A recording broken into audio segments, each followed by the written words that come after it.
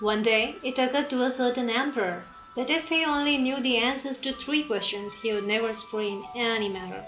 What is the best time to do each thing? Who are the most important people to work with? What is the most important thing to do at all times? The emperor issued a decree throughout his kingdom announcing that whoever would answer the questions would receive a great reward. Many who read the decree made their way to the palace at once, each person with a different answer. In reply to the first question, one person advised that the emperor make up a thorough time schedule, consecrating every hour, day, month, and year for certain tasks, and then follow the schedule to the letter. Only then could he hope to do every task at the right time.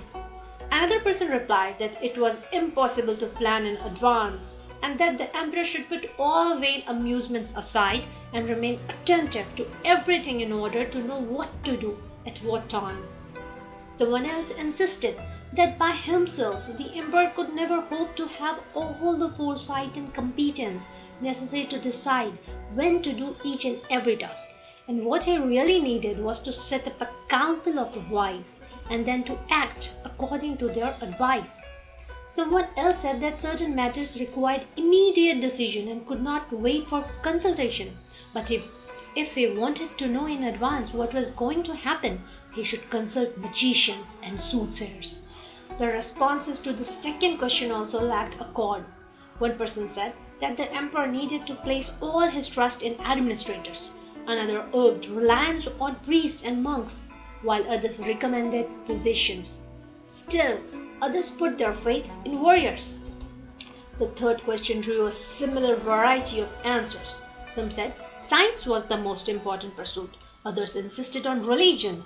Others claimed that most important thing was military skill. The emperor was not pleased with any of the answers, and no reward was given. After several nights of reflection, the emperor resolved to visit a hermit who lived up on the mountain and was said to be an enlightened man. The emperor wished to find the hermit to ask him the 3 questions, though he knew the hermit never left the mountains and was known to receive only the poor, refusing to have anything to do with persons of wealth and power. So the emperor disguised himself as a simple peasant and ordered his attendants to wait for him at the foot of the mountain while he climbed the slope alone to seek the hermit. Reaching the holy man's dwelling place, the emperor found the hermit digging a garden in front of his hut. When the hermit saw the stranger, he nodded his head in greeting and continued to dig. The labor was obviously hard on him. He was an old man, and each time he thrust his spade into the ground to turn the earth, he heaved heavily. The emperor approached him and said, "I have come here to ask your help with 3 questions. What is the best time to do each thing? Who are the most important people to work with? What is the most important thing to do at all times?" The hermit listened attentively, but only patted the emperor on the shoulder and continued digging. The emperor said, "You must be tired. Here, let me give you a hand with that." The hermit thanked him, handed the emperor the spade, and then sat down on the ground to rest. After he had dug 2 rows, the emperor stopped and turned to the hermit and repeated his 3 questions. The hermit still did not answer, but instead stood up and pointed to the spade and said, "Why don't you rest now? I can take over again." But the emperor continued to dig. 1 hour passed, then 2. Finally, the sun began to set down behind the mountains. The emperor put down the spade and said to the hermit, "I came here to ask if you could answer my 3 questions. But if you can't give me my answers, please let me know so that I can get on my way home." The hermit lifted his head and asked the emperor, "Do you hear someone running over there?" The emperor turned his head. They both saw a man with a long white beard emerge from the woods. He ran wildly, pressing his hands against a bloody wound in his stomach. The man ran toward the emperor before falling unconscious to the ground, where he lay groaning. Opening the man's clothing, the emperor and hermit saw the man had received a deep gash. The emperor cleaned the wound thoroughly and then used his own shirt to bandage it, but the blood completely soaked it within minutes. He wrenched the shirt out and bandaged the wound a second time and continued to do so until the flow of blood had stopped. At At last, the wounded man regained consciousness and asked for a drink of water. The emperor ran down to the stream and brought back a jug of fresh water. Meanwhile, the sun had disappeared and the night air had begun to turn cold. The hermit gave the emperor a hand in carrying the man into the hut, where they laid down on the hermit's bed. The man closed his eyes and lay quietly. The emperor was worn out from the long day of climbing the mountains and digging the garden. Leaning against the doorway, he fell asleep.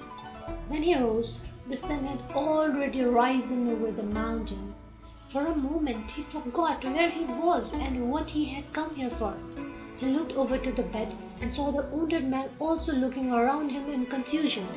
When he saw the emperor, he stared at him intently and then said in a faint whisper, "Please forgive me." "But what have you done that I should forgive you?" the emperor asked. "You do not know me, your majesty, but I know you. I was your sworn enemy and I had vowed to take vengeance on you. For during the last war, you killed my brother and seized my property. When I learned that you were coming alone to the mountain to meet Hermit, I resolved to surprise you on your way back to kill you. But after waiting for a long time, there was still no sign of you, and so I left my ambush in order to seek you out.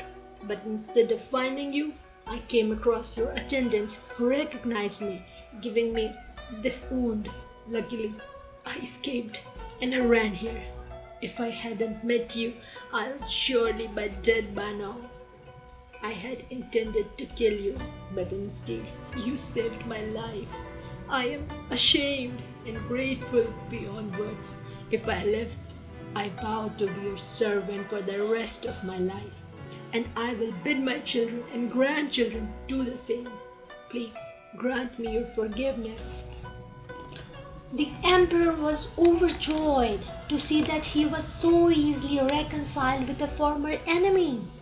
He not only forgave the man, but promised to return all the man's property and to send his own physician and servants to wait on the man until he was completely healed.